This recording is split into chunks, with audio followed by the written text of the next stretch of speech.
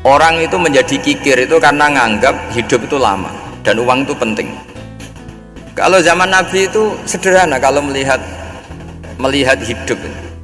Pernah suatu saat Nabi itu punya jatah makan karena Nabi itu hidupnya juga pas-pasan. Jadi Nabi itu unik. Beliau di satu sisi kaya raya, bisa ngurmat Abu Hurairah, Ammar, Suhaib. Ashabu Sufa itu dirawat Nabi semua. Itu kan kaya, bisa ngerawat sekian orang. Tapi di sisi yang lain untuk pribadinya beliau miskin.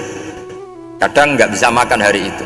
Tapi di saat yang sama bisa merawat Ahlus Suffah.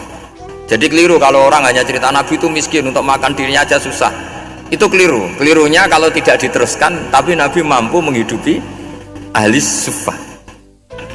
Singkat cerita jatah makannya Nabi itu dikasihkan orang ketika Nabi tanya, ya Aisyah, makanan jatah saya di mana? Oh ya Rasulullah, tadi ada orang minta tak kasihkan, maka makanan itu habis. Apa kata Nabi? Kamu salah Aisyah. Yang kamu kasihkan itu justru yang masih. Ya, yang kamu kasihkan itu justru yang masih. Sehingga Nabi menganggap, makanya Nabi terus ngendikan. Ya kalau mukhatabnya lelaki ya kira-kira begini. Wa hal laka min malika illa ma akalta fa afnaita wa labista fa ablaita.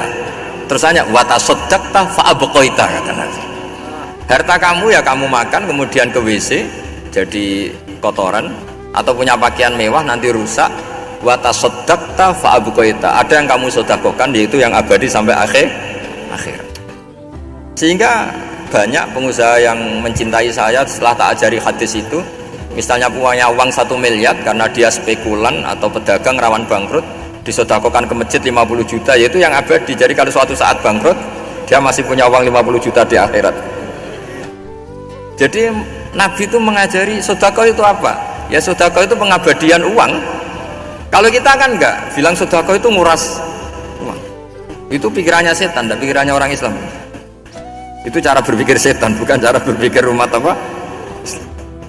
Sehingga Sayyid Ali Zainal Abidin itu kalau ada orang minta, kemudian beliau ngasih, itu beliau bilang gini, marhaban biman hamala zadi ilal akhirah.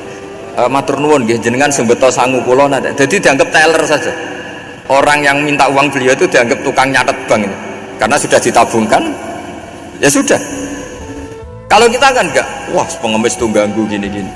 Kecuali pengemis profesi ya mungkin kita agak-agak enak. Mari zaman akhir tuh ada pengemis apa? Profesi. Jadi repot teman.